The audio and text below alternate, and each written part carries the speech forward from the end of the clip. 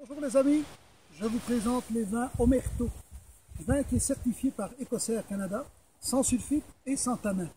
Nos produits font 16% de volume d'alcool. Ça vous fait un peu peur, mais attendez de voir avec quoi on peut accompagner ce genre de produit.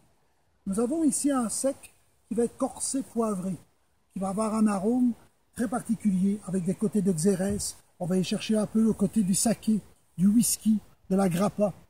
Donc, un produit très intéressant à être servi entre 10 et 15 degrés pour être accordé avec tout ce qui va être sushi, les poissons fumés, les poissons grillés, les fromages fondus.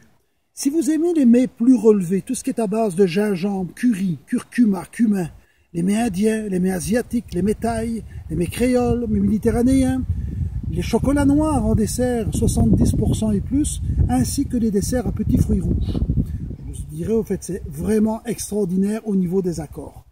Ensuite, nous avons le sec, mais qui est élevé, lui, pendant 2 ans dans des barriques qui sont faites en bois d'acacia australien avec une torréfaction médium qui va vous donner un léger côté fumé au produit.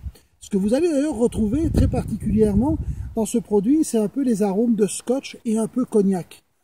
Alors là, je vous dirais au fait d'aller plus avec le côté des champignons sauvages, avec des petites viandes de gibier. Vous pourriez aller aussi avec de l'agneau ou même du canard. Les fromages, par exemple, je vous inviterai plus à aller des fromages style comté. Vous avez un 1608 qui est fabriqué ici avec la laiterie de Charlevoix, avec la vache canadienne, qui est un style comté. Les acaricoutiers, les louis d'or, même un parmesan avec lui, c'est extraordinaire.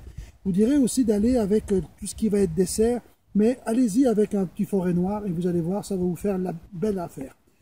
Nous allons après avoir les moelleux. Alors, je veux déjà vous dire que les moelleux ne sont pas liquoreux, c'est pas sucré, c'est plus floral, fruité. Le moelleux, vous allez avoir en fait un arôme qui va être le melon au miel, la fleur d'oranger, le litchi et ainsi que l'écorce d'orange au niveau aromatique. Très intéressant bien sûr avec tout ce qui va être foie gras, les terrines, les mousses de foie. Vous pourriez très bien aller aussi avec tout ce qui va être fruits de mer, comme des glacés de la pétombe, le homard grillé, le poisson grillé, tout ce qui est crustacé. Allez rechercher un peu le côté salin du fleuve, c'est ça qui est intéressant. Les fromages, les bleus, les fromages de chèvre, fromages de brebis.